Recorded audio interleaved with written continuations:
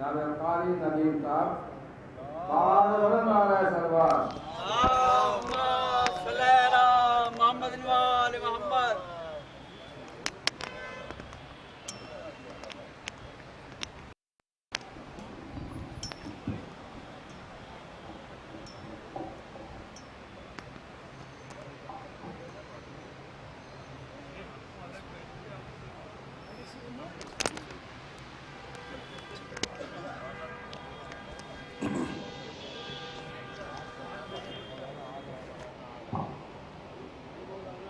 ठीक, इजाज़त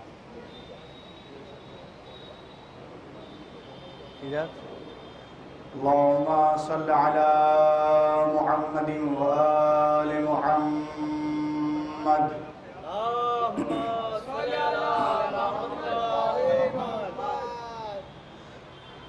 अऊज़ु बिल्लाहि मिनश शैतानिर लईनिर रजीम।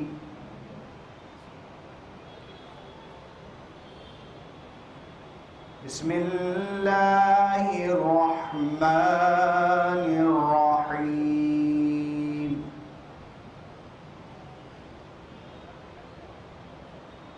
वत्तीनि वज़्ज़ैतूनि वतूरि सीनीन वहाज़ल बलदिल अमीन।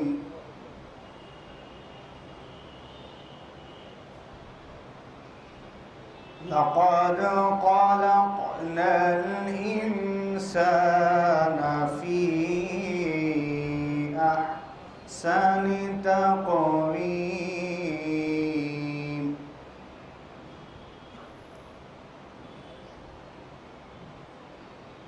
ثم رددناه أسفل سافلين إلا الذين آمنوا وعملوا الصالحات فلهم أجر غير ممنون.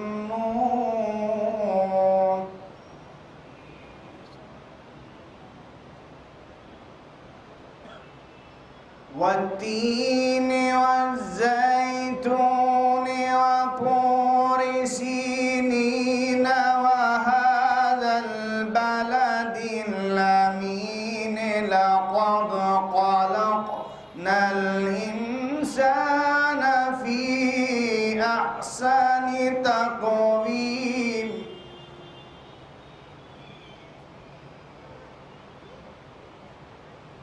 والتين والزيتون وطور سينين وهذا البلد الأمين لقد خلقنا الإنسان في أحسن تقويم.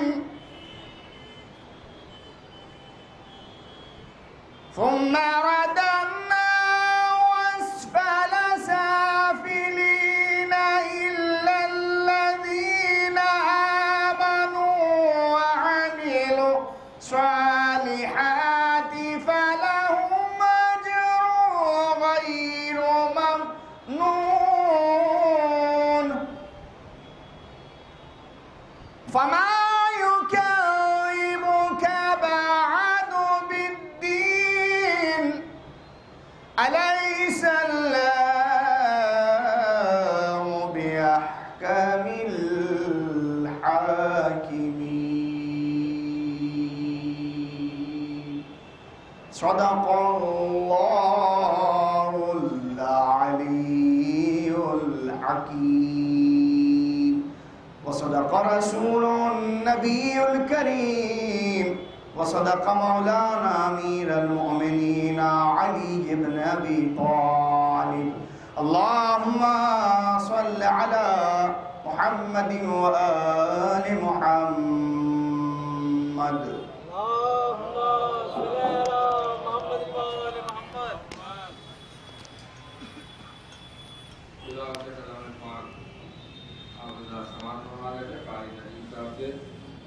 हमारे आज के प्रोग्राम के मुताबिक हमारे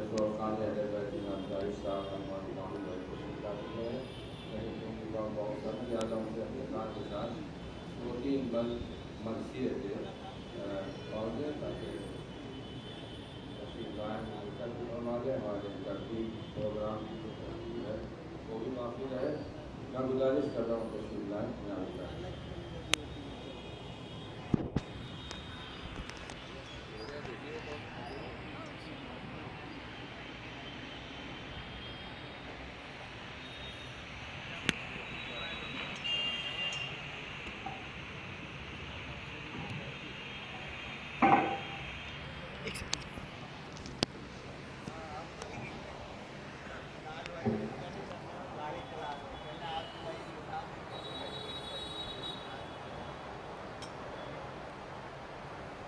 صلوات بر محمد و آل محمد.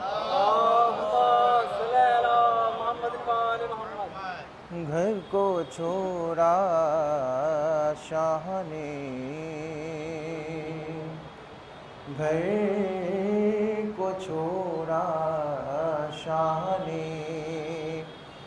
جنگل بسانے کے لیے گھر کو چھوڑا شاہ نے، جنگل بسانے کے لیے کربلا میں آئے ہیں، کربلا میں آئے ہیں، جنت میں جانے کے لیے گھر کو چھوڑا شاہ نے. کہتی تھی ماں ختم اکبر کو یہ تھا پیغام موت، کہتی تھی ماں ختم اکبر کو یہ تھا پیغام موت. ارے یہ جوانی آئی تھی، ارے یہ جوانی آئی تھی، ارے گویا بلانے کے لیے کربلا گھر کو چھوڑا شاہ نے. ارے ظہر کو زینب سے جب گھر میں گئے ارے ملنے حسین، ظہر کو زینب سے جب گھر میں گئے ملنے حسین. ارے کوئی ڈہوڑی پر نہ تھا، ارے کوئی ڈہوڑی پر نہ تھا، ارے پردہ اٹھانے کے لیے گھر کو چھوڑا شاہ نے. ارے بڑھتی ہے منت غذا اصغر کی ہوتی ہے شروع، بڑھتی ہے منت غذا اصغر کی ہوتی ہے شروع. ارے دودھ چھٹتا ہے چلے ہیں، دودھ چھٹتا ہے چلے ہیں، ارے تیر کھانے کے لیے گھر کو چھوڑا شاہ نے. ارے کھیلتی تھی خاک سے طفلی میں زینب بارہا، ارے کھیلتی تھی خاک سے طفلی میں زینب بارہا. ارے مشق کی تھی کربلا میں، ارے مشق کی تھی کربلا میں، ارے خاک اڑانے کے لیے گھر کو چھوڑا شاہ نے.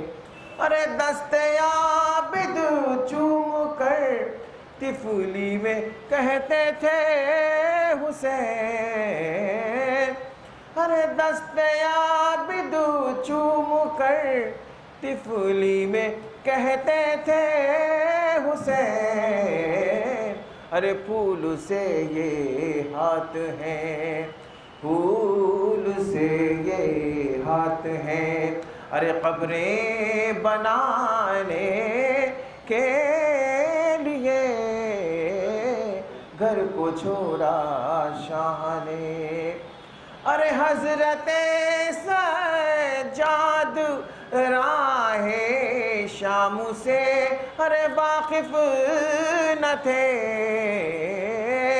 حضرت سجاد راہ شام سے واقف نہ تھے، ارے ہاتھ پکڑے تھی رسن، ارے ہاتھ پکڑے تھی رسن، ارے رستہ بتانے کے لیے گھر کو چھوڑا شاہ نے۔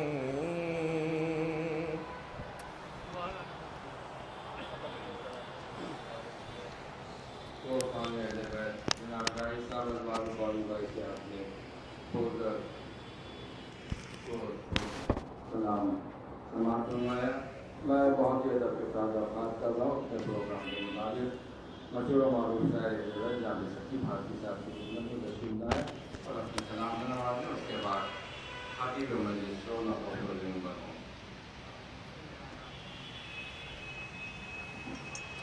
نعرہ سلوات،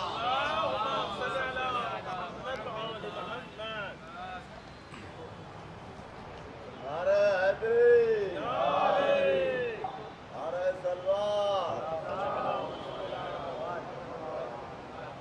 ایک خطا حاصل کر رہے ہیں، سماعت فرمائیں، ایک اور باز بلند نعرہ سلوات پڑھ دیں۔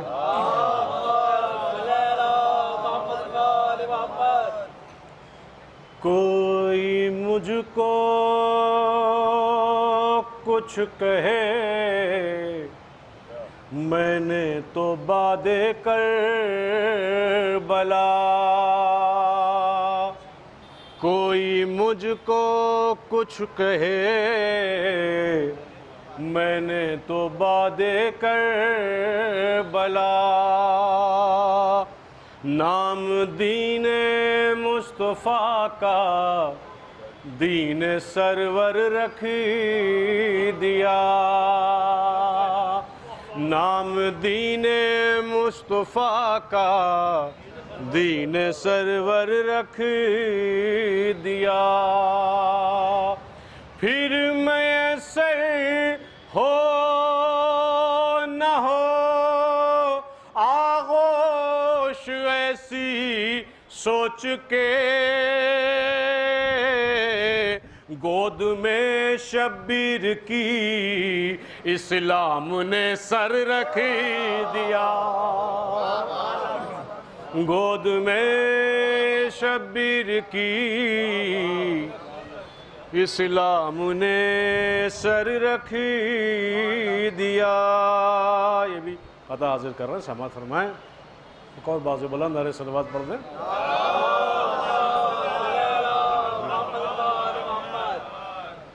طالب بیعت شب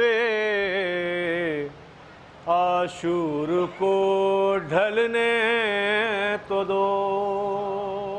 آئیے ساجد صاحب تشریف لائیے، آگے آئیے، ایک باز بلند نعرہ سلوات۔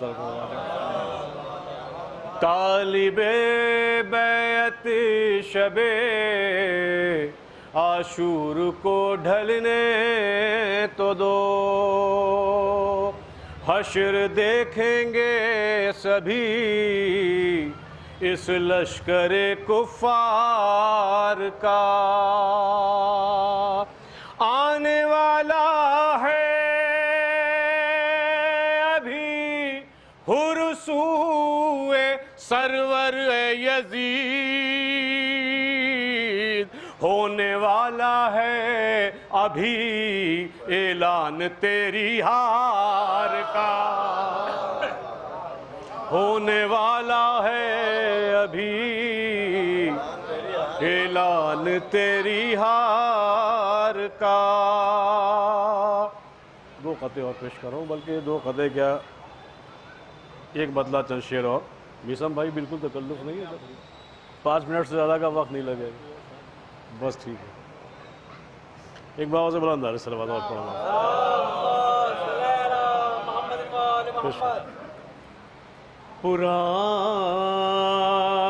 پرانے لفظوں کو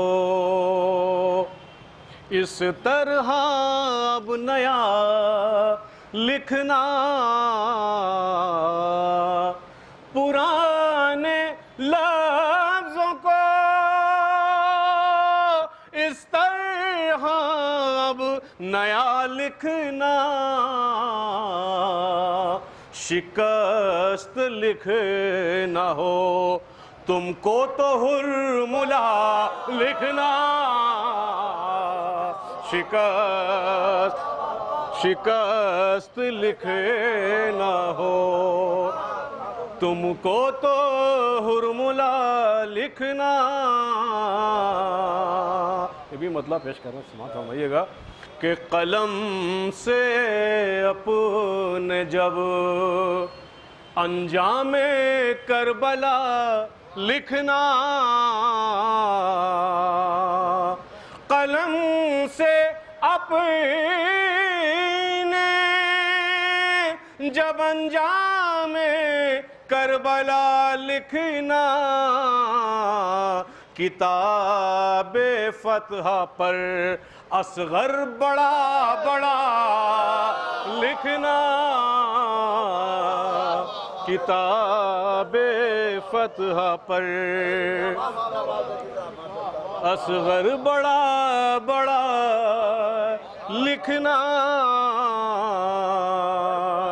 یہ بھی مطلب حاضر کرتا ہے ذرا نوازی، بہت بہت شکریہ۔ ایک بار سے بلند علیہ صلوات اور پڑھ دیں آپ حضرات۔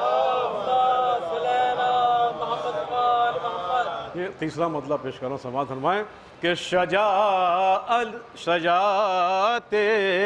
علی اصغر کا مرتبہ لکھنا،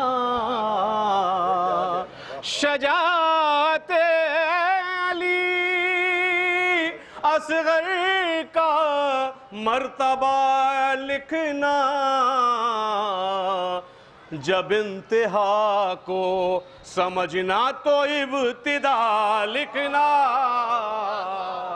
جب انتہا کو سمجھنا تو ابتدا لکھنا۔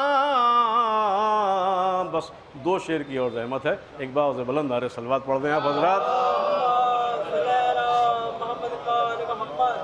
یہ لفظ صبر و تحمل وفا و قربانی، یہ لفظ صبر و تحمل وفا و قربانی، تمام لفظوں سے بہتر ہے کربلا لکھنا، تمام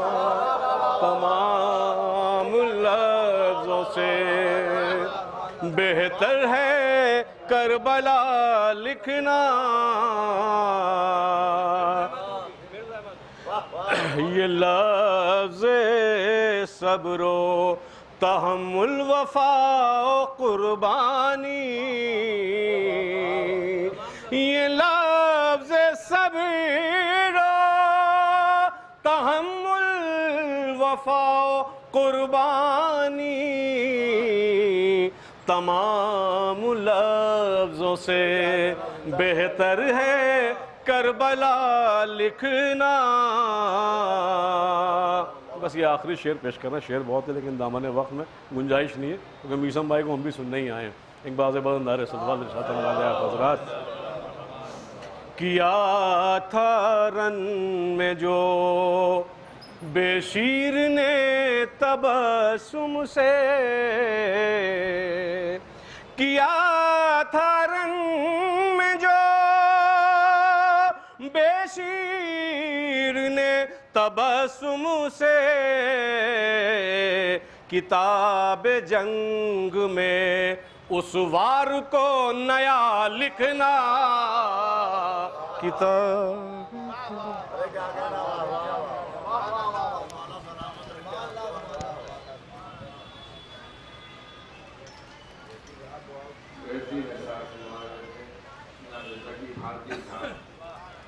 آپ حضرات تھوڑا تھوڑا آگے تشریف لے آئیں اور جو حضرات باہر ہیں ان سے بھی موجودانہ گزارش ہے کہ برائے کرم معذر فرش یا طرف تشریف لے آئیں. خطیب مجلس تشریف فرما ہے. 2 لوگوں کا پودے اوپر ہونے جا رہے ہیں.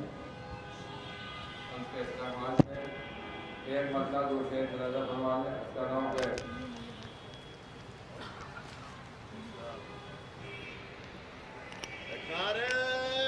یا علی. کہ علی کی مدح میں نیر قصیدہ لکھ رہا ہوں میں. علی کی مدح میں نیر قصیدہ لکھ رہا ہوں میں. زمین پر آسمانی ایک صحیفہ لکھ رہا ہوں میں. علی کی مدح میں نیر قصیدہ لکھ رہا ہوں میں. زمین پر آسمانی ایک صحیفہ لکھ رہا ہوں میں. جبیں سجدے میں پیش رب تو دل شبیر کی جانب. جبیں سجدے میں پیش رب تو دل شبیر کی جانب. محمد کی عبادت کا طریقہ لکھ رہا ہوں میں. جبیں سجدے میں پیش رب تو دل شبیر کی جانب. جبیں سجدے میں پیش رب تو دل شبیر کی جانب. محمد کی عبادت کا طریقہ لکھ رہا ہوں میں. محمد کی عبادت کا طریقہ لکھ رہا ہوں میں. اور قلم کی اور زباں کی آبرو رکھنا تھی جو مجھ کو. مجھے آخری سے کہ قلم کی اور زباں کی آبرو رکھنا تھی جو مجھ کو. کہا جیسا جسے زہرا نے ویسا لکھ رہا ہوں. قلم کی اور زباں کی آبرو رکھنا تھی جو مجھ کو. قلم کی اور زباں کی آبرو رکھنا تھی جو مجھ کو. کہا جیسا جسے زہرا نے ویسا لکھ رہا ہوں میں. کہا جیسا جسے زہرا نے ویسا لکھ رہا ہوں میں. بہت ہی ادب و احترام کے ساتھ درخواست گزار ہوں مشہور و معروف بلکہ عالمی شہرت یافتہ خطیب اہل بیت آفتاب خطابت عالی جناب مولانا سید میثم جری صاحب قبلہ کی خدمت میں تشریف لائیں اور رونق افروز منبر ہو کر اس خمسہ مجالس کی دوسری مجلس کو خطاب فرمائیں. بآواز بلند نعرہ صلوات.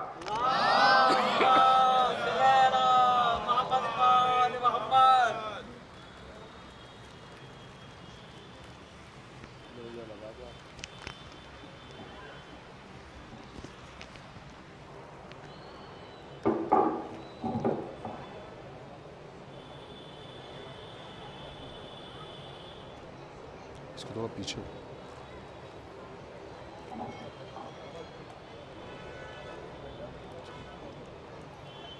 آپ حضرات ایک اعلان سماعت فرما لیں کہ سفر کا جو پہلا اتوار ہوگا تو نواب گھسیٹا کی مسجد نورباڑی میں دن میں 12 بجے ایک مجلس اعزا منعقد ہوگی اور اس کے بعد 18 بنی ہاشم سے منسوب جلوس نکل کر دیانت الدولہ کی کربلا تک آئے گا. آپ حضرات سے گزارش ہے کہ اس پہ شرکت فرمائیں. اور 10 سفر کو تال کٹورے کی کربلا میں عباس موسفی کی جانب سے ایک پروگرام ہوگا. دن میں 12 بجے مجلس ہوگی اور اس کے بعد جلوس اور سینہ زنی کا اہتمام ہوگا. آپ حضرات سے گزارش ہے کہ وہاں بھی شرکت فرمائیں. فاتحہ. الحمدللہ رب العالمین الرحمن الرحیم اهدنا الصراط المستقیم صراط الذین انعمت علیہم غیر المغضوب علیہم ولا الضالین.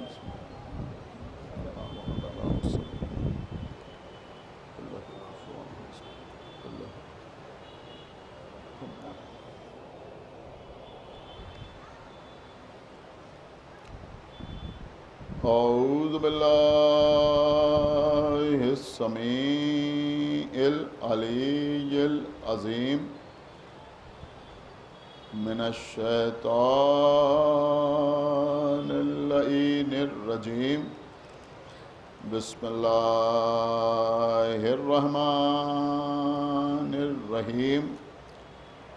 الحمد للہ الذی هدانا لهذا وما كنا مهتديا لولا أن هدانا الله لقد جاءت رسل ربنا بالحق الصلاة والسلام على صاحب الدين والإسلام والهل والغرام والركن والمقام والصلاة والصيام والسجود والقيام والشريعة والأحكام والحجة والبرهان والمحبة والعرفان والحق والبيان والكتاب والقرآن سيدنا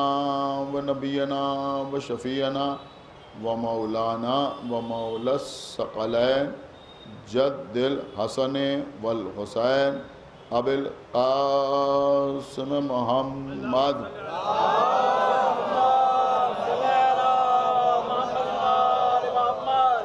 وعلى أهل بيته الطيبين الطاهرين المعصومين المظلومين المنتخبين المنتجبين الذين أذهب الله عنهم الرجس وطهرهم تطهيرا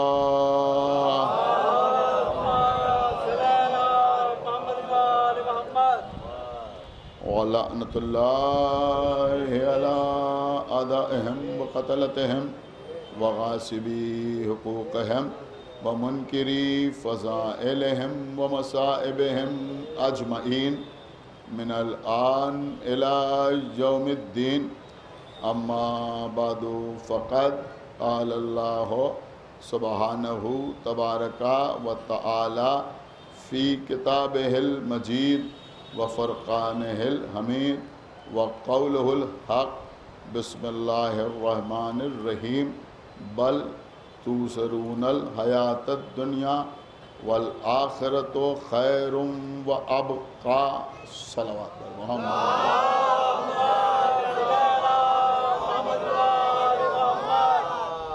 حضرات کلام الہی کا ایک مختصر سا سورہ ہے سورہ اعلیٰ نماز عیدین میں آپ حضرات پہلی رکعت میں بعد قرأت سورہ حمد اس سورہ کی تلاوت فرماتے ہیں اس سورہ کی دو مختصر سی آیات کو میں نے سرنامہ سخن قرار دیا ہے ارشاد رب العزت ہو رہا ہے کہ حالانکہ تم دنیاوی زندگی کو ترجیح دیتے ہو زیادہ پسند کرتے ہو لیکن آخرت میں زیادہ بہتری ہے یعنی خیر ہے اور بقا آخرت باقی رہنے والی ہے دنیا اور آخرت کے عنوان پر آج یہ دوسری تقریر ہے دنیا کہتے ہیں اسے جو قریب تر یعنی لغوی اعتبار سے جو بہت قریب ہو بالکل سامنے ہو ہمارے اور اس کے درمیان کوئی زیادہ فاصلہ نہ ہو اسے کہتے ہیں دنیا اور آخرت کہتے ہیں بعد میں آنے والے اب عزیزوں قرآن مجید کی آیات میں اور اقوال معصومین میں دنیا کی بڑی مذمت وارد ہوئی لیکن کل کی مجلس میں آپ کی خدمت میں عرض کر رہا تھا کہ وہ ساری دنیا کی مذمت ایک طرف ہے لیکن اسلام انسان کو रहबानियत کا حکم نہیں دیتا، اس طرح سے ترک دنیا کا حکم نہیں دیتا کہ تم اپنے سماج سے علیحدہ ہو جاؤ، اپنے گھر بار کو چھوڑ دو، اپنے بیوی بچوں سے ترک تعلق کر لو اور مصلی پر بیٹھے ہوئے اللہ اللہ کرتے رہو۔ جیسا کہ کل میں نے آپ کی خدمت میں عرض کیا تھا کہ اللہ کے رسول نے ارشاد فرمایا کہ الدنیا سجن المومن، مومن کے لیے قید خانہ ہے، وہ جنت الکافر، اور کافر کے لیے جنت۔ اس کا یہ قطعی مطلب نہیں ہے کہ ایک مومن دنیا کی نعمتوں سے، دنیا کی لذتوں سے لطف اندوز نہ ہو اور یہ سب چیزیں صرف اور صرف کفار کے لیے ہوں۔ اس کا مطلب یہ ہے کہ جب انسان قید خانے میں ہوتا ہے، جب انسان زندان میں ہوتا ہے، تو وہ پابندیوں کے ساتھ زندگی گزارتا ہے۔ تو دنیا مومن کے لیے قید خانہ ہے، تو دنیا میں رہو تو دین نے جو پابندیاں عائد کی ہیں، جو قوانین بتائے ہیں، جو اصول بتائے ہیں، جو حرام و حلال کے مسئلے بتائے ہیں، جو جائز و ناجائز کی تفریق سمجھائی ہے، اس کے اعتبار سے زندگی گزارو۔ ایک صلوات پڑھے پر محمد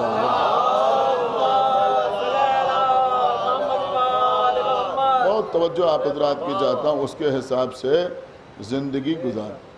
لیکن میں آپ کی خدمت میں ایک بات عرض کروں کہ زیادہ تر لوگ اس فکر میں رہتے ہیں کہ اگر ہمیں کچھ ہو گیا، اگر ہماری موت ہو گئی، اگر ہم دنیا سے چلے گئے تو ہمارے بچوں کا کیا ہو۔ اس کے لیے زندگی بھر لوگ مال جمع کرتے ہیں، پیسہ جوڑ کر رکھتے ہیں، انشورنس کراتے ہیں کہ ہمارے بعد ہمارے بچوں کا کیا ہو۔ میں ایک جملہ آپ کی خدمت میں عرض کر رہا ہوں کہ آپ نے ہمیشہ یہ تو سوچا کہ ہمارے مرنے کے بعد ہمارے بچوں کا کیا ہوگا، کبھی یہ بھی سوچا کہ ہمارے مرنے کے بعد ہمارا کیا ہوگا۔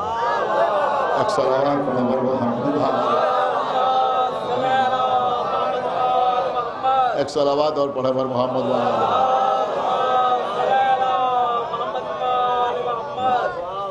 سب سے اہم بات تو یہی ہے نا کہ ہمارے مرنے کے بعد ہمارا کیا ہو۔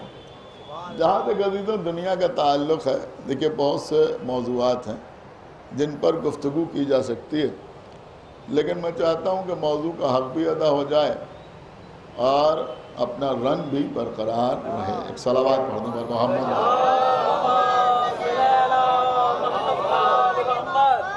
دیکھیے قبلہ ایک بہت باریک سی بات میں آپ کی خدمت میں عرض کر رہا ہوں کہ سورہ مومن، ایک سورہ ہے سورہ مومنون اور ایک سورہ ہے سورہ مومن، وہاں جمع کا صیغہ ہے، یہاں پر واحد ہے، وہ مومنون، یہ مومن۔ جو سورہ مومن کہلاتا ہے، آپ کو معلوم ہے کہ یہ سورہ مومن کیوں کہلاتا ہے؟ یہ سورہ مومن اس لیے کہلاتا ہے کہ فرعون کے دربار میں ایک شخص تھا جس کا نام تھا حزقیل۔ یہ نام قرآن مجید میں نہیں ہے لیکن تفاسیر میں ملتا ہے۔ اس شخص نے اپنے ایمان کو چھپائے رکھا، مومن تھا مگر اس نے اپنے ایمان کا اظہار نہیں کیا۔ اس کو کہا جاتا ہے قرآن کی زبان میں مومن آل فرعون۔ اب غور فرمانا، یعنی فرعون کی قوم کا مومن۔ بہت توجہ آپ حضرات کی چاہتا ہوں۔ جو لوگ تقیے کو بنیاد بنا کر ہم پر حملہ کرتے ہیں، ارے بھیا تقیے کی اہمیت یہ ہے کہ جس شخص نے تقیہ کیا اللہ نے اس کے نام پر سورے کا نام رکھا۔ ایک صلوات پڑھیں بر محمد و آل محمد، ایک بآواز بلند صلوات پڑھیں بر محمد۔ تو میرے خیال میں آپ حضرات جانتے ہو، میں اکثر پڑھتا بھی رہتا ہوں کہ سوروں کے جو نام ہیں وہ اس وجہ سے ہیں کہ اکثر سورے ایسے ہیں کہ جس میں سورہ تو بہت طویل ہے، 2-3 آیتوں میں کوئی تذکرہ ہوا ہے اور اس تذکرے کی وجہ سے اس پورے سورے کا نام وہی پڑ گیا ہے۔ تو اس سورے میں بھی اس شخص کا تذکرہ کیا گیا، لہذا اس کی وجہ سے اس سورے کا نام سورہ مومن رکھا گیا، سمجھ رہا؟ تو اس سورے میں ایک آیت ہے جو بہت ہی مشہور ہے، وَقَالَ رَبُّكُمُ ادْعُونِي أَسْتَجِبْ لَكُمْ، اور ان کا رب ان سے یہ کہتا ہے کہ تم مجھ سے دعا کرو، میں تمہاری دعا کو قبول کروں گا۔ تو اللہ ہم سے یہ کہہ رہا ہے کہ تم ہم سے دعا کرو، ہم تمہاری دعا کو قبول کریں گے۔ لیکن عزیزوں، اللہ نے یہ کہا ہے کہ تم دعا کرو، ایسی کوئی شرط اللہ نے نہیں رکھی کہ تم صرف آخرت کی دعا کرو، تم صرف جنت کی دعا کرو، تم صرف توبہ کے لیے دعا کرو، تم صرف کوثر کے لیے دعا کرو، نہیں دنیا کے لیے کوئی دعا نہ کرنا، نہیں، ایسا نہیں ہے۔ ہم جس چیز کی چاہیں اس سے اللہ سے دعا کریں، ہم چاہیں تو روزی روٹی کی دعا کریں، ہم چاہیں تو صحت کی دعا کریں، ہم چاہیں تو ملازمت کی دعا کریں، ہم چاہیں تو گھر والوں کی خیریت کی دعا کریں، ہم چاہیں تو اتحاد ملت کی دعا کریں، ہم چاہیں تو دنیا کے لیے دعا کریں اور چاہیں تو آخرت کے لیے دعا کریں۔ لیکن ایک بات آپ اپنے ذہن میں رکھیں کہ اللہ نے جن اپنے مخصوص ترین بندوں کو عصمت کا لباس پہنا کے دنیا میں بھیجا، بہت توجہ، چاہے وہ انبیاء ہوں یا ہمارے ائمہ ہوں، کبھی کبھی انہوں نے کچھ ایسی چیزوں کی دعا کی کہ بظاہر ایسا لگتا ہے کہ انہوں نے دنیا کے لیے دعا کی۔ دیکھیں عزیزوں، اس وقت بہت امپورٹنٹ ٹاپک ہے جو میں آپ سے ڈسکس کر رہا ہوں۔ ایسا لگتا ہے کہ انہوں نے یہ دعا جو ہے یہ دنیا کے لیے کی، لیکن حقیقت میں ان کی وہ دعا بھی دنیا کے لیے نہیں تھی بلکہ آخرت کے لیے تھی۔ آپ کچھ غور کر رہے ہیں؟ مثلا جناب سلیمان نے اللہ سے ملک مانگا، تو جناب سلیمان نے جو اللہ سے ملک مانگا تو وہ ملک اس لیے نہیں مانگا کہ جناب سلیمان عیش کرنا چاہتے تھے، وہ ملک اس لیے نہیں مانگا کہ جناب سلیمان مال و دولت اکٹھا کرنا چاہتے تھے، وہ ملک اس لیے نہیں مانگا کہ ہمارے بچے شہزادے کہلائیں گے، وہ ملک اس لیے نہیں مانگا کہ ہماری بیٹیاں شہزادیوں کی طرح زندگی گزاریں گی، بلکہ ملک جناب سلیمان نے اس لیے مانگا کہ جب ہمارے پاس ملک ہوگا تو زیادہ سے زیادہ لوگوں سے ہم اللہ کی عبادت کرا سکیں گے۔ ایک صلوات پڑھ دے بر محمد و آل محمد۔ تو یہاں اگر ملک مانگا جا رہا ہے تو بظاہر تو حکومت مانگی جا رہی ہے، لیکن یہ جو حکومت مانگی جا رہی ہے یہ بھی آخرت کے لیے مانگی جا رہی ہے۔ میرے خیال میں جن کو آنا تھا وہ آ گئے۔ جو خاص بات میں اس وقت عرض کر رہا ہوں، پوری توجہ کے ساتھ آپ سماعت فرمائیں۔ سورہ مبارکہ کہف، سورہ کہف، سورہ کہف کا نام تو آپ نے ضرور سنا ہوگا اور پڑھا بھی ہوگا سورہ کہف کو، اس لیے کہ یہ وہ عظیم ترین سورہ ہے کہ سرکار سید الشہداء کا سر نوک نیزہ پر اسی سورہ کی تلاوت کر رہا تھا۔ تو سورہ مبارکہ کہف بہت توجہ کے ساتھ سنیں۔ سورہ کہف کی ایک آیت ہے جو میں آپ کی خدمت میں پیش کر رہا ہوں۔ یہاں نوجوان کثرت سے بیٹھے ہوئے ہیں، میری بات کو سمجھیں۔ سورہ کہف کی آیت ہے وَالْمَالُ وَالْبَنُونَ، المال والبنون زینت الحیات الدنیا۔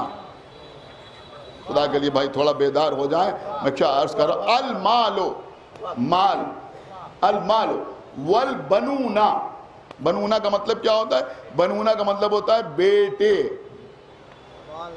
بیٹیاں نہیں۔ اس میں بھی ایک نکتہ ہے، ایک صلوات پڑھے بر محمد و آل محمد۔ کہ بہت پڑھے لکھے لوگ میرے سامنے بیٹھے ہوئے ہیں، تھوڑا سا بیدار ہو جائیں۔ المال والبنون، اللہ کہہ رہا ہے کہ مال اور بیٹے دنیاوی زندگی کی زینت ہے۔ ایک صلوات پڑھ دے بر محمد و آل محمد۔ دنیاوی زندگی، آپ میری بات سمجھے؟ دنیاوی زندگی کی زینت ہے کیا؟ مال اور بیٹے۔ اب چلیے اس وقت مال کو ترک کر دیں. اب سمجھ میں آیا کہ بیٹے جو ہیں وہ دنیاوی زندگی کی زینت، دنیاوی زندگی کی زینت ہے. اور دیکھیے عزیزوں، یہ بات بالکل حقیقت ہے. اگر کوئی شخص کسی کو دعا دیتا ہے تو اس کو بہرحال دعا یہی دیتا ہے، اللہ آپ کو ایک چاند جیسا بیٹا عطا کرے. ایک صلوات پڑھے بھائی محمد علیہ. بہت توجہ آپ حضرات کی چاہتا ہوں، دعا ہی یہی دی جاتی ہے. جن کی اولاد نہیں ہے اللہ ان کو اولاد عطا کرے.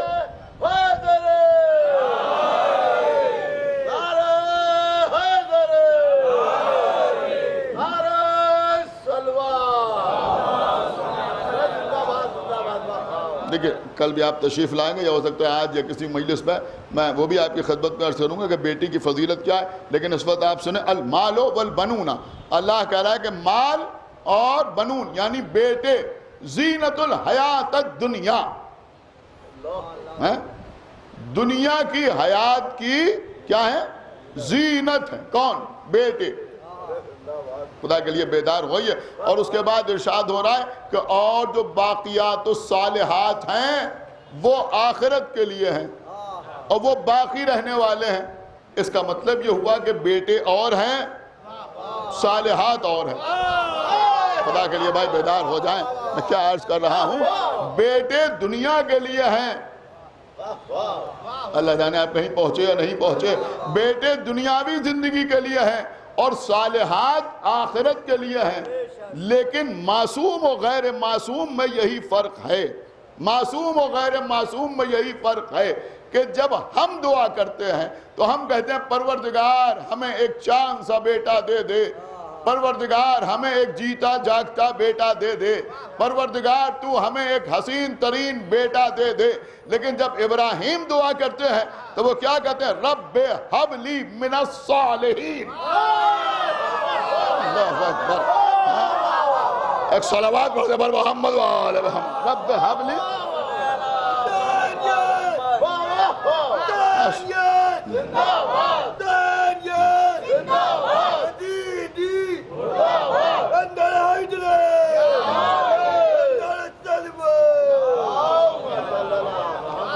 دیکھیں بڑی سنجیدہ گفتگو ہو رہی ہے. آپ بڑی طرح متوجہ رہیں تو انشاءاللہ کچھ باتیں آپ تک پہنچ جائیں گی کہ ابراہیم دعا کیا کر رہا ہے؟ رب ہب لی من الصالحین. پروردگار تو مجھے ایک صالح بیٹا عطا کر. اس کا مطلب یہ ہوا کہ یہ جو بیٹا ملے گا یہ خالی دنیاوی حیات کی زینت نہیں ہوگا. ایک صلوات پڑھ دے بر محمد وآل محمد. خالی دنیاوی حیات کی زینت نہیں ہوگا بلکہ یہ آخرت کی زینت بھی ہوگا. اس لیے کہ کہہ رہے ہیں رب ہب لی من الصالحین. سمجھ رہے ہیں؟ وہاں کہا جا رہا ہے صالحات جو ہے وہ آخرت کے لیے. یہاں ابراہیم کہہ رہے ہیں من الصالحین یعنی صالحین میں سے، یعنی ایک صالح بیٹا عطا کر. اور اللہ بھی آواز دے وَبَشَّرْنَاهُ بِغُلَامٍ حلیم. اور ہم نے ابراہیم کو ایک حلیم بیٹے کی بشارت دی. دیکھیں خدا جانے وہ اعتراضات آپ کے ذہن میں ہیں یا نہیں ہیں، لیکن چونکہ مجلس ریکارڈ ہو رہی ہے لہٰذا میں آپ کی خدمت میں عرض کر رہا ہوں کہ کچھ لوگوں نے پڑھ دیا، انہوں نے کہا صاحب معصومین کی دعائیں بھی اکثر قبول نہیں ہوئیں. نہیں، یہی تو بتایا گیا. فَبَشَّرْنَاهُ، فا کا مطلب ہوتا ہے فوراً، بغیر دیر کیے، امیڈیٹ، بلا فصل. اللہ کہہ رہا ہم نے بلا فصل، سن رہے ہیں؟ بلا فصل ابراہیم کو ایک حلیم بیٹے کی بشارت دی. اللہ نے بتایا کہ دیکھو معصوم جب دعا کرتا ہے، سن رہے ہیں آپ؟ جب معصوم دعا کرتا ہے تو وہ دعا فوراً قبول ہوتی ہے، بلا فصل قبول ہوتی ہے، بغیر تاخیر کے قبول ہوتی ہے، بغیر تاخیر کے قبول ہوتی ہے. لیکن ایک جملہ ضرور میں آپ کی خدمت پہ عرض کروں گا کہ یہ ابراہیم ہیں، جب یہ دعا کرتے ہیں تو فوراً ان کی دعا قبول ہوتی ہے. لیکن آل محمد وہ ہیں کہ وَمَا تَشَاءُونَ إِلَّا أَن يَشَاءَ اللَّهُ. ایک صلوات پڑھے بر محمد وآل محمد.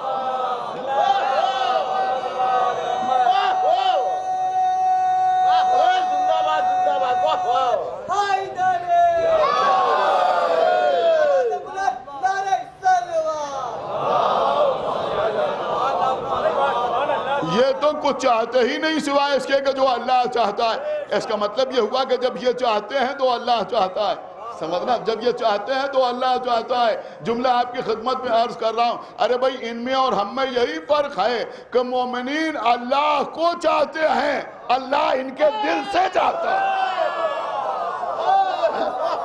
اللہ ان کے دل سے چاہتا ہے. تو جناب ابراہیم نے دعا کی, کائے کی دعا کی؟ بیٹے کی دعا کی. لیکن جو بیٹے کی دعا کی وہ دنیا کے لیے نہیں کی, بلکہ پروردگار تو مجھے ایک صالح بیٹا عطا کر, صالح بیٹا عطا کر. اب جب وہی بیٹا 13 سال کا ہو گیا تو خواب دیکھا کہ بیٹے کو ذبح کر رہے ہیں. بیٹے کو ذبح کرنے کے لیے لے آئے, بیٹے کی گردن پر چھری رکھ دی, اللہ نے دمبا بھیج دیا, اسماعیل بچ گئے, دمبا ذبح ہو گیا. آج تک مسلمان اس قربانی کی یاد مناتے ہیں. بہت توجہ, یاد مناتے ہیں. اب سمجھ میں آیا کہ بیٹے کی تمنا کیوں کر رہے تھے, اور کر رہے ہیں آپ, کیوں کر رہے تھے, کس لیے کر رہے تھے. اب تھوڑا سا آگے بڑھئے. جناب یحییٰ, جناب زکریا دعا کر رہے ہیں, پروردگار تو مجھے ایک ولی عطا کر دے. رب ہب لی من لدنک ولیا, پروردگار تو مجھے ایک ولی عطا کر دے. کس لیے عطا کر دے؟ کہ اس لیے عطا کر دے کہ وہ میرا وارث ہو. بہت توجہ آپ حضرات کی چاہتا ہوں. یہ یوں ہی نہیں مانگ رہے ہیں, دعا میں بھی ایک رمز ہے. لیکن شاید کبھی یہ رخ آپ نے غور نہ کیا ہو اس کے اوپر کہ یہاں دعا میں بھی ایک رمز ہے. بیٹا مانگ رہے ہیں, کس لیے؟ ایک بیٹا دے دے تاکہ وہ میرا وارث ہو. یہ دعا بتا رہی ہے کہ نبی کا وارث ہوتا ہے.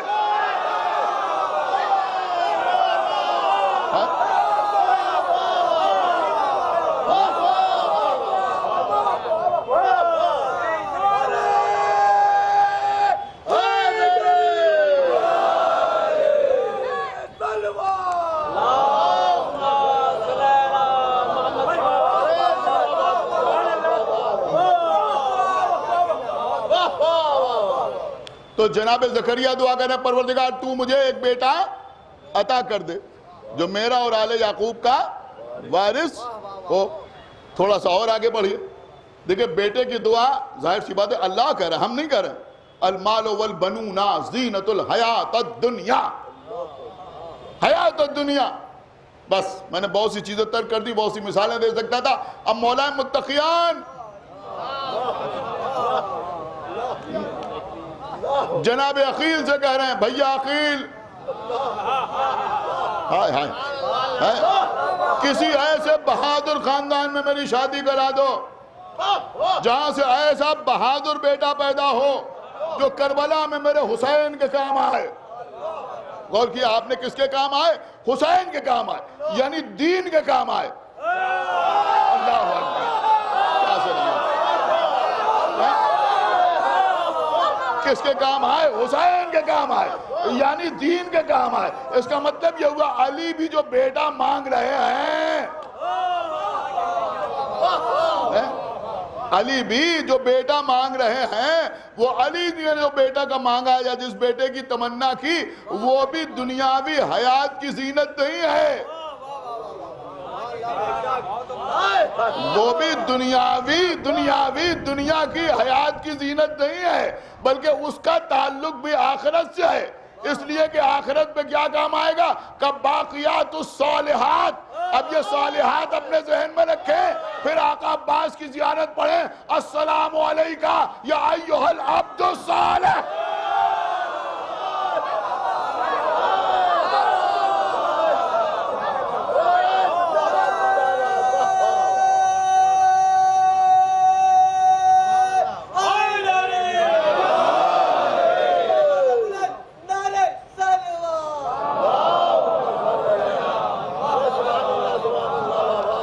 بیٹا جو مانگا جا رہا ہے, یہ کس لیے مانگا جا رہا ہے؟ آپ بتائیے, دنیا میں کوئی بیٹا مانگتا ہے؟ لوگ کہتے ہیں جیتا جاگتا بیٹا ہے. اب وہاں بیٹا ہی اس لیے مانگا جا رہا ہے کہ کربلا میں حسین کے کام آئے, حسین کے اوپر قربان ہو جائے, اپنی شہادت پیش کرے. اس کے لیے بیٹا مانگا جا رہا ہے. اور ہمارا سلام ہو عقیل ابن ابی طالب پر, جو مولا علی کے بھائی ہیں, لیکن جب ان سے کہا کہ ایسے خاندان میں شادی کرا دیجئے جہاں سے ایسا بہادر بیٹا پیدا ہو جو کربلا میں حسین کے کام آئے، تو جناب عقیل نے یہ نہیں کہا کہ ایسے بیٹے کی تمنا کرنے سے کیا فائدہ جس کو آپ شہادت کے لیے مانگ رہے ہیں۔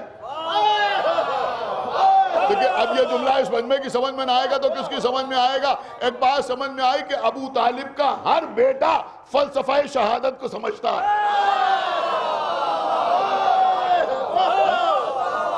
ایک صلوات پڑھتے پر محمد و آل محمد، ہر بیٹا۔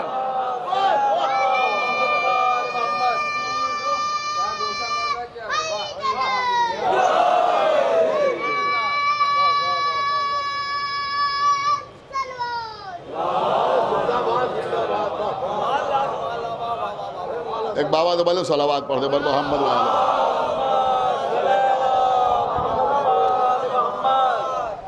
اب سنیے عزیزوں، میں آپ کو ایک منزل تک اس وقت لانا چاہتا تھا، بہت توجہ آپ حضرات کی چاہتا ہوں۔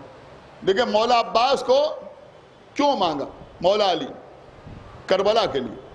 اس کا مطلب یہ ہوا کہ اور لوگوں کا بیٹے مانگنا اور ہوتا، اور معصوم کا بیٹا طلب کرنا اور دونوں چیزوں میں زمین و آسمان کا فرق ہے۔ دیکھیں قبلہ، ایک روایت میں مصائب پہ نہیں، بالکل مصائب نہ سمجھیے گا، ایک روایت آپ بار بار سنتے ہیں کربلا کے بعد، سنیے گا تھوڑا سا صبر کے ساتھ تاکہ میں اپنی بات آپ تک پہنچا سکوں۔ امام زین العابدین علیہ السلام کربلا کے بعد زندگی بھر روئے، 35 سال روتے رہے۔ ایک چاہنے والا آیا، میں نے کسی گھر کی مجلس میں یہ بات پڑھی تھی، اس وقت یہاں مجمع زیادہ ہے، میں چاہتا ہوں زیادہ لوگوں تک یہ بات پہنچ جائے۔ کچھ شخصیتوں کے کردار کو کچھ لوگوں نے مجروح کرنے کی کوشش کی، لہذا یہ پڑھنا ضروری ہے جو میں پڑھ رہا ہوں۔ ایک چاہنے والا آیا امام زین العابدین کی خدمت میں، اور آنے کے بعد اس نے کہا مولا میری بیٹی کی شادی ہے، آپ تشریف لائیں۔ محبت ہی میں تو کہا، کیا فرمایا امام نے؟ امام نے فرمایا کہ اللہ تیری بیٹی کو، تیرے داماد کو سلامت رکھے، خوش رکھے، آباد رکھے، وہ پھولیں پھلیں، لیکن کربلا کے بعد، ہمارے بابا کی شہادت کے بعد شادی میں شرکت کرنے کا ہمارا دل نہیں چاہتا۔ میرے خیال میں مجھے یاد نہیں کہ کتنی بار میں نے یہ واقعہ پڑھا ہوگا، اور آپ کو بھی یاد نہیں ہوگا کہ آپ نے کتنے ذاکرین سے سنا ہوگا، کتنی بار یہ واقعہ سنا ہو۔ نہ اس میں آپ کو کسی حوالے کی ضرورت ہے، اور نہ آپ کو کسی سے کچھ پوچھنا ہے اس واقعے کے سلسلے میں۔ ایک بات آپ مجھے بتائیں، کربلا کے میدان میں امام زین العابدین علیہ السلام کے ایک بیٹے امام محمد باقر علیہ السلام موجود تھے، جن کی ماں امام حسن کی بیٹی تھی، نام بھی فاطمہ تھا۔ سن رہے ہیں آپ؟ نام فاطمہ تھا۔ ام عبداللہ کنیت تھی، ام عبداللہ کنیت، اور یہ بی بی بھی صاحب کرامت تھی۔ مناقب آل ابی طالب میں بھی تحریر ہے، اور اصول کافی میں بھی تحریر ہے، کتاب حجت میں، کہ یہ بی بی ایک دیوار کے قریب بیٹھی ہوئی تھی، اور ایسا لگا کہ وہ دیوار گرنے والی ہے، تو یہ بی بی کھڑی ہوئی، اور کھڑے ہونے کے بعد اس دیوار کی طرف اشارہ کیا اور کہا ابھی تجھے اللہ نے گرنے کی اجازت نہیں دی، ابھی تجھے اللہ نے گرنے کی اجازت نہیں دی۔ ایک روایت میں یہ ہے، دوسری روایت میں یہ ہے کہ بی بی نے فرمایا کہ ابھی میں نے تجھے گرنے کی اجازت نہیں دی، تو جو دیوار گر رہی تھی وہ اسی پوزیشن میں رک گئی۔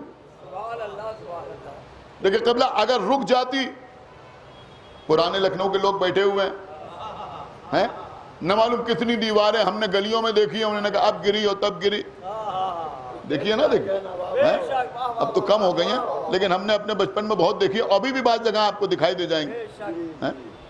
اور جو حضرات زیارت کے لیے جاتے ہیں ادھر، اگر آپ سیریا وغیرہ جائیں تو وہاں بھی سیدہ رقیہ کے آس پاس کی گلیوں میں اگر آپ جائیں تو وہاں آپ کو اس طرح کی عمارتیں نظر آ جائیں گی کہ دیوار جو ہے بالکل ٹیڑھی، ایسا لگتا ہے کہ جیسے رکوع میں ہے، گرنے والی ہے۔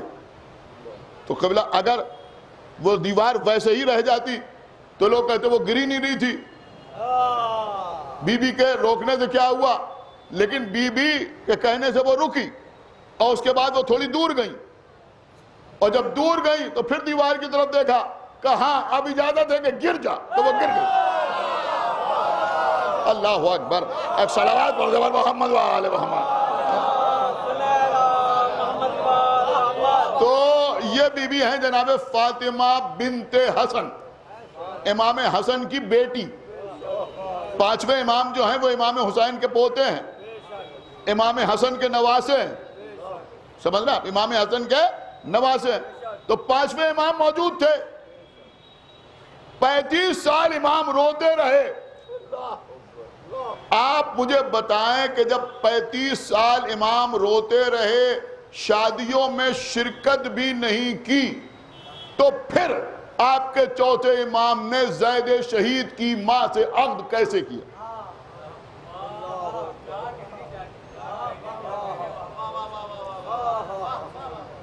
دیکھیں میری بات سمجھیے جو میں عرض کر رہا ہوں۔ ایک صلوات پڑھ دے پر محمد و آل محمد۔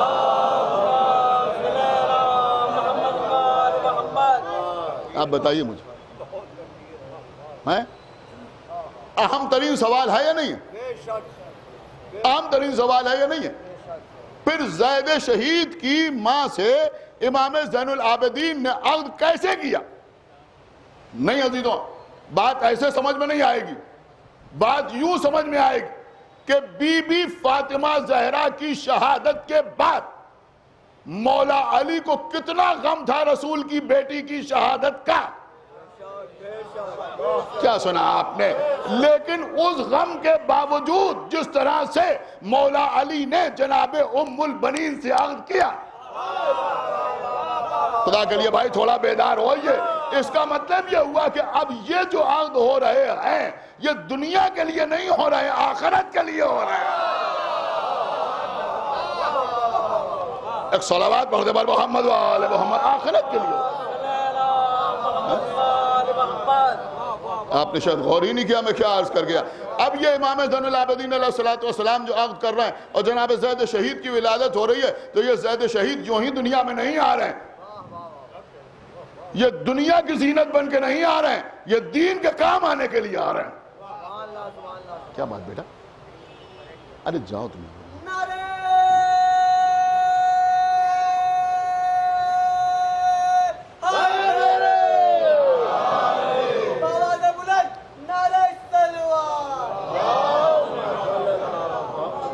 آپ کچھ غور کر رہے ہیں یا نہیں غور کر رہے ہیں؟ یہ کیوں ہو رہا ہے؟ کس لیے ہو رہا ہے؟ کس لیے عقد فرمایا؟ یوں ہی نہیں عقد فرمایا۔ یہ جو لوگ منہ کھول دیتے ہیں صاحب ان کا کردار مشکوک تھا، ان کا کردار مشکوک تھا، ان کا کردار مشکوک تھا، آپ مجھے معاف کریں، کچھ لوگوں کا مزاج یہ ہے کہ جس نے بھی محمد و آل محمد کی نصرت کے لیے قدم آگے بڑھایا لوگوں نے اسے مشکوک بنانے کی کوشش کی۔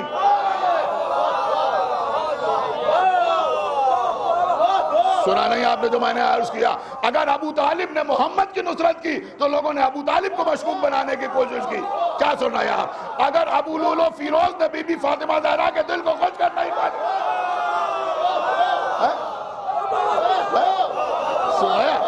روح سیدہ کو خوش کرنے کی کوشش کی تو لوگوں نے انہیں مشکوک بنایا۔ اگر مختار نے قتل حسین کا انتقام لیا تو لوگوں نے انہیں مشکوک بنایا۔ اگر زید شہید انتقام کے لیے کھڑے ہوئے تو ملاؤں نے انہیں مشکوک بنایا۔ ایک صلوات پڑھ دے بر محمد و آل محمد۔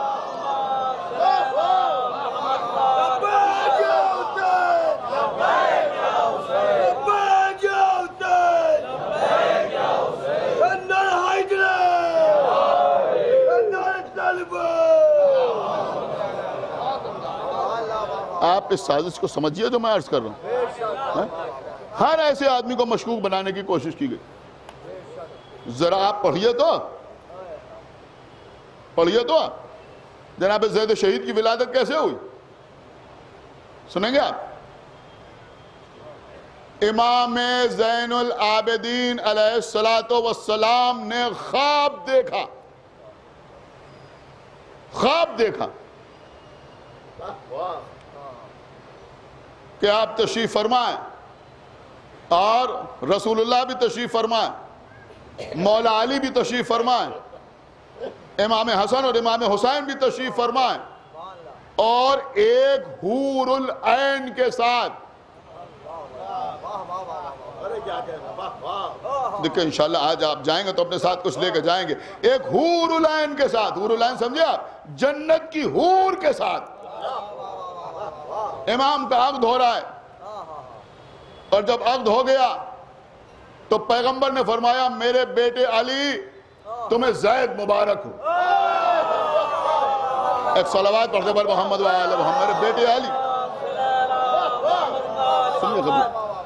دیکھیے اب یہ ایک بالکل الگ موضوع ہو جائے گا، میں اس کے اوپر زیادہ ڈسکس کروں، آپ خود ہی اس کے اوپر تھوڑی سی ریسرچ کر لیجئے گا، آپ کے ہاتھ میں موبائل ہے، گوگل ہے، کہ اس زمانے میں اکثر غلام اور کنیزیں آیا کرتے تھے اور وہ فروخت ہوتے تھے۔ تو یہ جو غلام اور کنیزیں آتے تھے، کنیزیں آتی تھیں یا غلام آتے تھے، تو کبھی کبھی ایسا ہوتا تھا کہ کچھ شہزادیاں بھی کنیز کی حیثیت سے آ جاتی تھی، یعنی کوئی ملک فتح ہوا اور وہاں کی شہزادی، جیسے جناب شہر بانو، جیسے جناب نرجس خاتون، بہت سے ایسی مثالیں ہمارے پاس موجود ہیں جو کنیز کی حیثیت سے آ جاتی تھی۔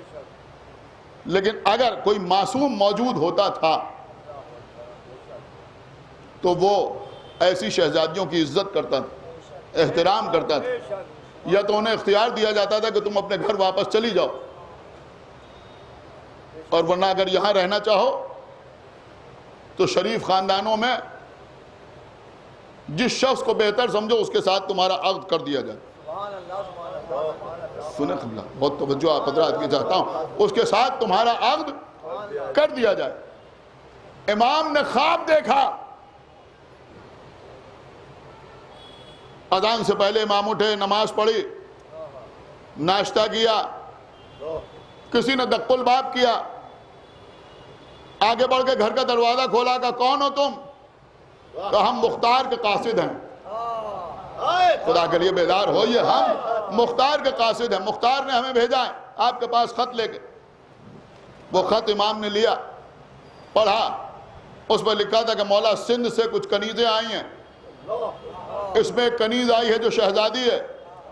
اللہ اکبر، خدا کے لیے بیدار ہوئیے، جو شہزادی ہے، اب ظاہر سی بات ہے اس کو کسی ایسے ویسے کے حوالے نہیں کیا جا سکتا، اس کو ہم آپ کی خدمت میں پیش کر رہے ہیں۔ ایک برقعے میں نہا بی بی گھر کے اندر داخل ہوئی۔ اب سنیں امام نے خواب میں کیا دیکھا تھا کہ میری شادی ہو رہی ہے ایک حور العین سے۔ امام نے اس بی بی سے پوچھا تمہارا نام کیا ہے؟ کہا حورا۔ ایک صلوات پڑھ دے محمد وآل محمد، کہا حورا۔ سنا آپ نے؟ اب اس بی بی سے امام زین العابدین کا عقد ہوا، جناب زید شہید پیدا ہوئے۔ ایک جملہ مختار کے لیے بھی کہہ دوں، ایک جملہ مختار کے لیے بھی کہہ دوں، آج تو نہ معلوم کیسے کیسے لوگ سامنے آتے ہیں جناب مختار کے سلسلے میں۔ ارے بھیا مختار اسے کہتے ہیں کہ معصوم خواب دیکھتا ہے تعبیر مختار کے ذریعہ۔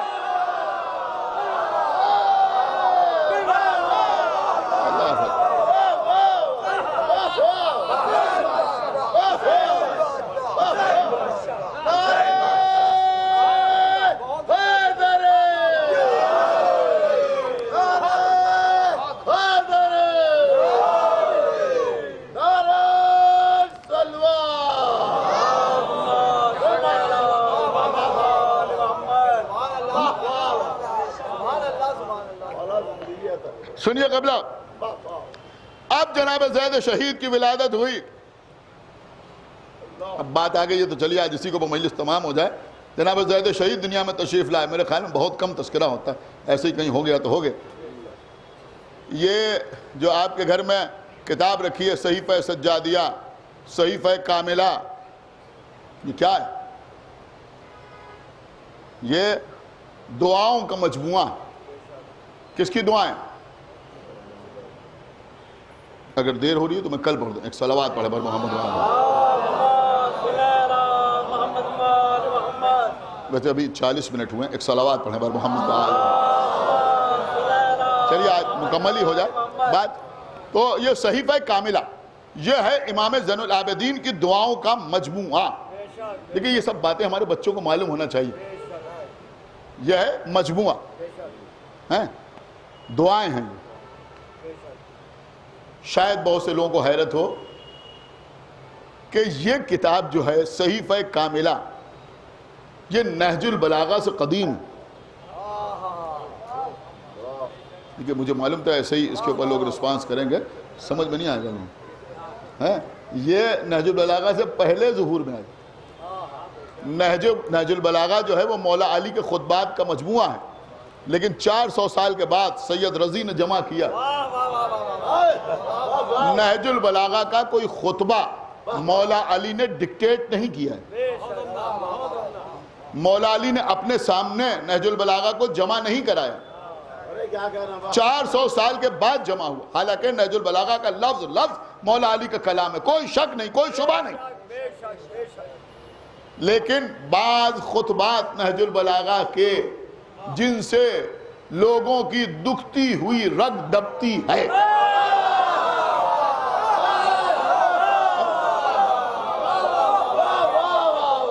ان کے سلسلے میں لوگ کہتے ہیں صاحب یہ مولا علی کا خطبہ نہیں ہے, یہ مولا علی کا کلام نہیں ہے. اس کا جواب ہمارے علماء دیتے رہتے ہیں, وہ بالکل الگ موضوع ہے. لیکن یہ جو صحیفہ کاملہ ہے اس کے سلسلے میں مخالفین بھی کوئی اعتراض نہیں کرتے. ارے کہتا ہے یہ امام زین العابدین علیہ السلام کی دعاؤں کا مجموعہ ہے. یہ کیا ہے؟ یہ دعاؤں کا مجموعہ ہے. دعاؤں کا مجموعہ ہے. کیا؟ صحیفہ کاملہ. اور ایک جملہ آپ کی خدمت میں عرض کروں, یہ جو صحیفہ کاملہ ہے نا, یہ جو مرتب ہوئی ہے نا, اس کے لیے بھی جو ماحول تیار کیا ہے وہ جناب مختار ہی نے تیار کیا. ایک صلوات پڑھے بر محمد وآل محمد. اگر کل یاد رہا تو میں آپ کی خدمت میں عرض کروں گا, اس وقت نہیں عرض کرنا ہے. تو اس کا مسئلہ یہ ہے میرے بچے سنیں کہ یہ جو دعائیں ہیں صحیفہ کاملہ میں, یا یہ مسئلہ نہیں ہے کہ امام زین العابدین نے یہ دعا خانہ کعبہ کے قریب جا کے مانگی, کسی نے سنی تو اس نے لکھ لی. یہ مسجد النبوی کے پاس جا کے دعا مانگی, کسی نے سنا تو اس نے لکھ لیا. یہ دعا مصلی پر بیٹھے ہوئے مانگ رہے تھے, کسی نے سنا تو اس نے لکھ لیا. صحیفہ کاملہ اور صحیفہ سجادیہ ایک ہی کتاب کے نام. اس کو زبور آل محمد بھی کہا جاتا ہے. زبور آل محمد بھی کہا جاتا ہے, انجیل اہل بیت بھی اسے کہا جاتا ہے, بہت سے نام. دیکھیں اس کا مسئلہ یہ ہے, اس کے لیے سند یہ بات ہے کہ امام زین العابدین علیہ السلام نے املا کرایا ہے.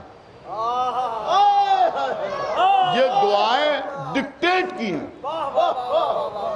خدا کے لیے بیدار ہو جائے, یہ جو میں عرض کر رہا ہوں ڈکٹیٹ کی ہیں. یعنی امام بول رہے تھے اور ان کو لکھا جا رہا ہے. امام نے خود انہیں لکھوایا. سنیے, امام نے خود انہیں لکھوایا اور 2 شخصیتوں نے 2 نسخے تیار کیے الگ الگ. کیا سننا یہاں؟ 2 شخصیتوں نے الگ الگ 2 نسخے تیار کیے. ایک نسخہ تیار کیا امام محمد باقر علیہ السلام. یعنی جب امام بولتے تھے تو 2 لکھتے تھے. ایک تو 5ویں امام لکھتے تھے, امام محمد باقر علیہ السلام, اور دوسرے جناب زید شہید لکھتے. بھئی خدا کے لیے اب خاموش نہ رہے, یہ بڑی قیمتی بات میں عرض کر رہا ہوں. ایک طرف محمد باقر لکھ رہے ہیں, ایک طرف جناب زید شہید لکھ رہے ہیں. اب زید شہید کا جو نسخہ تھا وہ زید شہید کی شہادت کے بعد یحییٰ ابن زید کے پاس آیا. یحییٰ ابن زید جو ان کے بیٹے تھے, ان کی بھی شہادت ہوئی, ان کے پاس آیا. اور یحییٰ ابن زید کی شہادت کے بعد یہ نسخہ عبداللہ ابن محمد ابن حسن مصنع کے پاس آیا, جو امام حسن کے بیٹے تھے. حسن مصنع ان کے بیٹے سمجھ رہے ہیں آپ, ان کے پوتے کے پاس آیا. بہت توجہ آپ حضرات. اور جو نسخہ امام محمد باقر کے پاس تھا وہ امام جعفر صادق کے پاس آیا. خدا کے لیے بھائی بیدار ہو. وہ امام جعفر صادق علیہ السلام کے پاس آیا.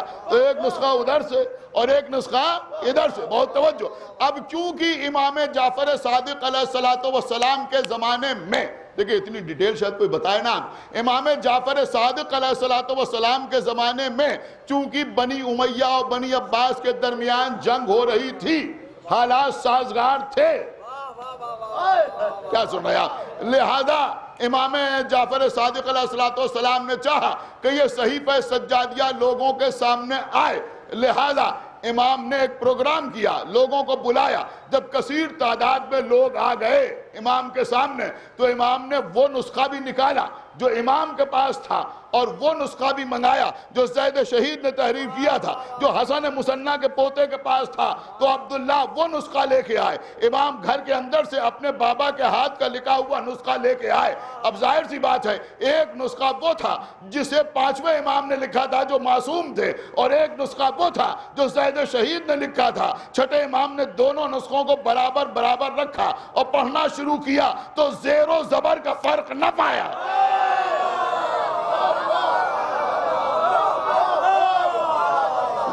ایک صلوات پڑھ بر محمد وآل محمد. زیر و زبر. ایک صلوات اور پڑھ دے بر محمد وآل محمد. اب وہاں سے اور لوگوں نے ان نسخوں کو نقل کیا، اور اس کے بعد یہ نسخے ظاہر سی بات ہے کہ نسل بعد نسل ہم تک آئے، اور آج صحیفہ کاملہ جو ہے وہ آپ کے ہاتھوں میں ہے، آپ کے گھر میں موجود ہے. تو یہ تھے جناب زید شہید. امام زین العابدین علیہ السلام اتنی محبت کرتے تھے کہ بچپنے میں گر گئے، ہاتھوں میں ہلکی سی چوٹ لگ گئی، بے چین ہو گئے امام زین العابدین علیہ السلام. بیٹے کو بلایا، اور بلانے کے بعد جہاں جہاں چوٹ لگی تھی وہاں بوسہ دینا شروع کی. جناب منہال کوفی موجود تھے. منہال نے کہا آقا شاید آپ کے بچے کو اتنی چوٹ نہیں لگی ہے جتنا آپ پریشان ہو رہے ہیں. تو کہا منہال جو میں دیکھ رہا ہوں وہ تم نہیں دیکھ رہے.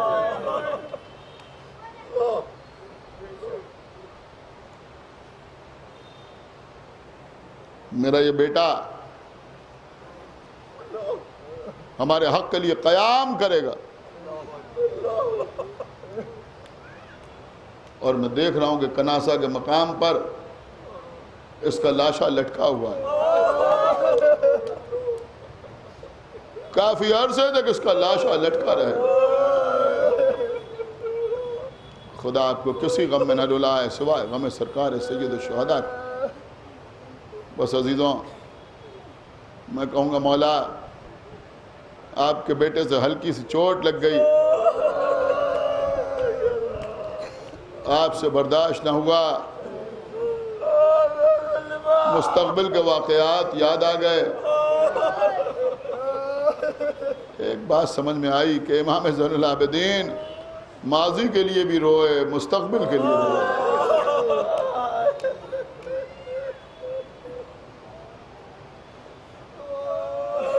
اے مولا، کربلا کا میدان ہے، آپ کے بابا حسین ہیں، 18 برس کا جوان علی اکبر. بابا میدان میں جانے کی اجازت دے دیں. میرے لال علی اکبر، تم تو میرے نانا کی شبیہ ہو، میرے بیٹے ہو، میں تمہیں میدان میں جانے کی اجازت کیسے دے سکتا ہوں؟ کہ بابا آپ دشمنوں کے تانے نہیں سنے جاتے. اے بابا میدان میں جانے کی اجازت دے دیجئے. میرے لال تم پر مجھ سے زیادہ تمہاری ماں اور تمہاری پھوپھی کا حق ہے. جاؤ جا کے ان سے اجازت لو. علی اکبر خیمے میں آئے. مکمل شہادت نہیں پڑھنا ہے. راوی کہتا ہے کہ خیمے سے سارے شہداء رخصت ہوئے. لیکن 2 شہیدوں کو خیمے سے باہر آنے میں بڑی تاخیر ہو گئی. ایک حسین ابن علی، اس لیے کہ جب آقا حسین خیمے سے باہر نکلنا چاہتے تھے تو بیویاں گھیر لیتے، حلقہ بنا لیتی تھی. آقا حسین نے امامہ اپنے ہاتھوں پر رکھا، کہا پروردگار ان کو میرے حق میں صبر عطا کر. حلقہ ٹوٹا، حسین باہر آئے. اسی طرح سے شہزاد علی اکبر، راوی کہتا بار بار خیمے کا پردہ اٹھتا تھا، گرتا تھا. ایک ہی جملہ ملا کہ جب باہر نکلنا چاہتے تھے تو کوئی دامن پکڑ کے روک لیتا. علماء نے تشریح کیا کہ یہ دامن پکڑ کے کون روکتا تھا؟ اگر ماں روکتی تو بازو پکڑ کے روکتی، اگر پھوپھی روکتی تو ہاتھ پکڑ کے روکتی. یہ دامن پکڑ کے کون روکتا تھا؟ کہ کم سن بہن سکینہ دامن پکڑ لیتی تھی، اے بھیا علی اکبر میدان میں نہ جائیے. جزاک اللہ، آپ کی آوازیں بلند ہو گئیں. بس مجلس کو میں نے تمام کیا. وہ وقت بھی آیا کہ علی اکبر کا لاشا خیمے میں آ گیا. کیا عالم ہوا ہوگا خیمے میں. بہرحال عزیزوں، 11ویں محرم کو یہ لٹا ہوا قافلہ کربلا سے چلا. بس 2 یا 3 منٹ مجلس تمام ہو رہی. یہاں جو بچے بیٹھے ہوئے ہیں جن کی مائیں باحیات ہیں، وہ اس نعمت کو غنیمت سمجھیں، اور جن کی مائیں اس دنیا سے گزر گئی ہیں وہ ان کے لیے مغفرت کریں، ان کے فرائض کو ادا کرنے کی کوشش کریں، ان کے لیے مسلسل ایصال ثواب کرتے رہیں. عزیزوں، حلال و حرام کے مسئلے الگ، جائز و ناجائز کے معاملات الگ. یہ سب آپ کو کہیں توضیح المسائل میں نہیں ملے گا، یہ آپ کو تحفۃ العوام میں نہیں ملے گا، یہ آپ کو فقہ کی کسی کتاب میں نہیں ملے گا. لیکن یہ بات ماں کے دل سے تعلق رکھتی ہے. ایک ماں اپنے چھوٹے سے بچے کو گود میں لیے ہوئے بیٹھی ہوئی ہے. چند عورتیں اور بھی ہیں. کسی عورت نے بچے کو ایک بار دیکھا کہ بڑا پیارا بچہ ہے، ماں خوش ہو جائے گی. لیکن اگر کوئی غیر عورت کسی کے بچے کو ٹکٹکی لگا کے دیکھتی رہے، ماں کا دل ہوتا ہے، پریشان ہو جاتی ہے ماں، کہیں ہمارے بچے کو نظر نہ لگ جائے. بڑی فطری بات میں نے آپ کی خدمت میں عرض کی ہے.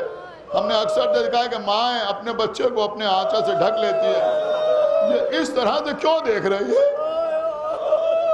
اب عزیزوں، کربلا سے قافلہ جا رہا ہے. ایک جگہ پر جب یہ قافلہ رکا، چند عورتیں اپنے گھروں سے نکلیں، ان نیزوں کے پاس آئیں کہ جن پر شہداء کے سر نصب تھے. ایک ایک سر کو دیکھتی تھی، بیان کرتی تھی. کبھی اون کے سر کو دیکھا، ارے اس بچے کو کس نے مار ڈالا. محمد کے سر کو دیکھا، ارے اب تو اس کے کھیلنے کے دن تھے. کبھی قاسم کے سر کو دیکھا، ارے اس بچے کو تو پامال کر دیا گیا، اس کے چہرے کے اوپر گھوڑوں کی ٹاپوں کے نشان نظر آ رہے ہیں. عباس کے سر کو دیکھا، ایسا لگتا ہے اس جوان کی کوئی تمنا تھی جو دل کے دل میں رہ گئی. آقا حسین کے سر کو دیکھا، کہا ارے یہ تو اللہ کا کوئی برگزیدہ بندہ ہے جو تلاوت کر رہا ہے. سارے سروں کو دیکھتی ہوئی آئیں، آخر میں اس نیزے کے قریب آئیں جس پر علی اکبر کا سر تھا. ان عورتوں میں سب سے آگے جو عورت تھی، جو بزرگ خاندان تھی، اس عورت نے علی اکبر کے چہرے کو دیکھا. اب جو دیکھا تو بس دیکھتی رہ گئی. اب نظریں ہٹی نہیں رہی علی اکبر کے چہرے سے. ظاہر سی بات ہے، علی اکبر کا چہرہ ہے، شبیہ پیغمبر کا چہرہ ہے. حالانکہ خون آلود ہے، چہرے پر خون ہے، بالوں میں خون ہے، لیکن نیزے پر سر ہے. یہ بیوی دیکھ رہی ہے، دیکھتی رہی، بہت دیر تک دیکھتی رہی. لیکن شاید آپ نے غور نہیں کیا، ادھر علی اکبر کی صورت یہ عورت دیکھ رہی ہے، اور ادھر ناقے سے ام لیلہ اس عورت کو دیکھ رہی ہے کہ یہ میرے بچے کا چہرہ اتنی دیر سے دیکھے جا رہی ہے. ارے اب ام لیلہ کو کون سمجھائے کہ اب علی اکبر زندہ نہیں ہے، شہید ہو چکے ہیں. لیکن یہ ماں کا دل ہے. ایک مرتبہ ناقے سے پکارا اے بی بی تو اس طرح سے اس جوان کو کیوں دیکھ رہی ہے؟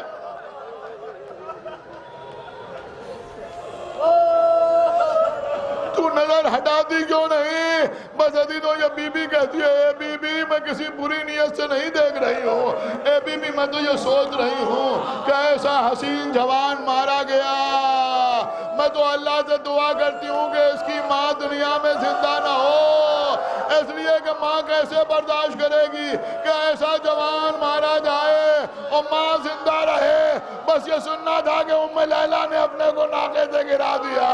اے بی بی یہ میرا بیٹا علی اکبر ہے, یہ ماں ام لیلہ موجود ہے, میرا لال کربلا میں سینے پر برچھی کاغذ.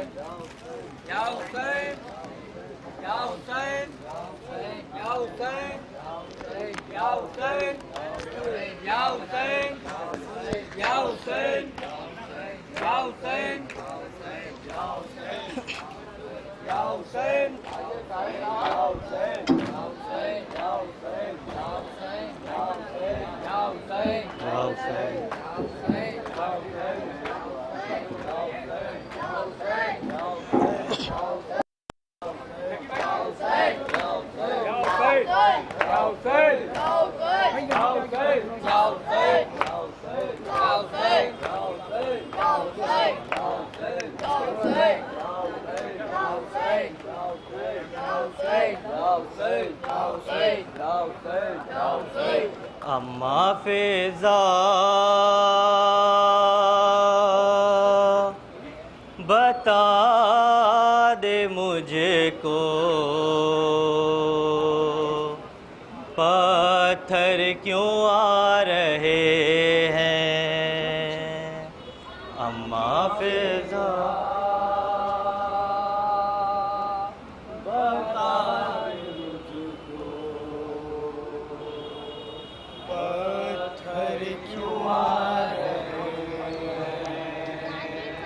اماں فضا بتا دے مجھ کو پتھر کیوں آ رہے ہیں. اماں فضا بتا دے مجھ کو پتھر کیوں آ رہے ہیں. کیسا ہے یہ چراغ دل ڈوبے جا رہے ہیں. کیا شام آ گیا ہے. اماں فضا بتا دے مجھ کو پتھر کیوں آ رہے ہیں.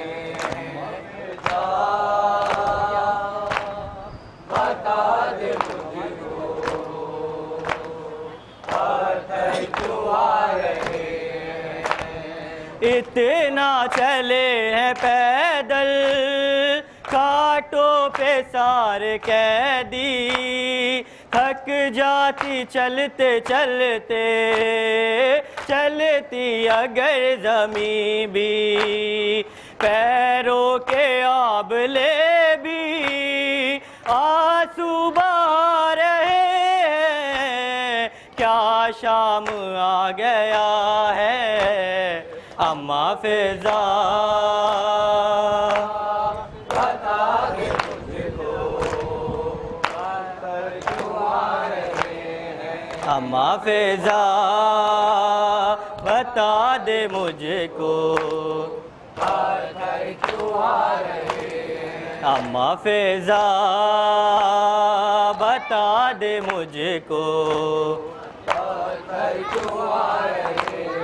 ہیں لوگ کس طرح کے ہم سے دعا کرائے اے قیدیوں دعا دو یہ دن نہ ہم پہ آئے لے کر دعائیں ہم سے دل بھی دکھا رہے ہیں کیا شام آ گیا ہے اما فضا بتا دے مجھ کو پتھر کیوں آ رہے ہیں اما فضا بتا دے مجھ کو پتھر کیوں آ رہے ہیں نیزوں پہ جتنے سر ہیں ایک سر ہے ان میں ایسا آنکھیں ہیں بند اس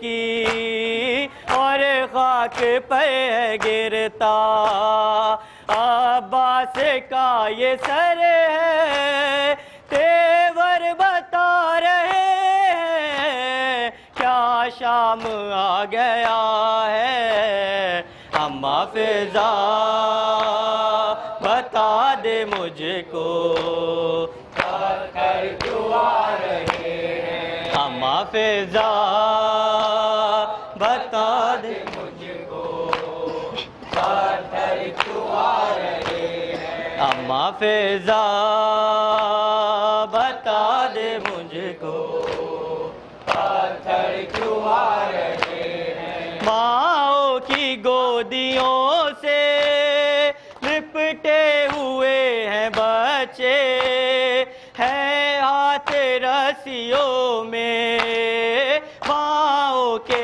ایسے جکڑے بچے جو گر رہے ہیں وہ مرتے جا رہے ہیں کیا شام آ گیا ہے بتا دے مجھ کو پتھر کیوں آ رہے ہیں بتا دے مجھ کو پتھر کیوں آ رہے ہیں نیزے پہ رو رہا ہے مشکل کشا کا بیٹا نامحرموں کے لب پر آیا ہے نام میرا مجھ کو کنیز زادے یوں بھی رلا رہے ہیں کیا شام آ گیا ہے اما فضا بتا دے مجھ کو پتھر کیوں آ رہے ہیں بتا دے مجھ کو پتھر کیوں آ رہے ہیں اما فضا بتا دے مجھ کو پتھر کیوں آ رہے ہیں سجاد کا کلیجہ صد پاش ہو رہا ہے ایک ایک زخم ان کا اس غم میں رو رہا ہے زینب کا نام لے کر آدھا رلا رہے ہیں کیا شام آ گیا ہے اما فضا بتا دے مجھ کو پتھر کیوں آ رہے ہیں اما فضا بتا دے مجھ کو پتھر کیوں آ رہے ہیں اما فضا بتا دے مجھ کو पत्थर क्यों आ रहे हैं अम्मा फिजा, बता दे मुझको पत्थर क्यों आ रहे हैं।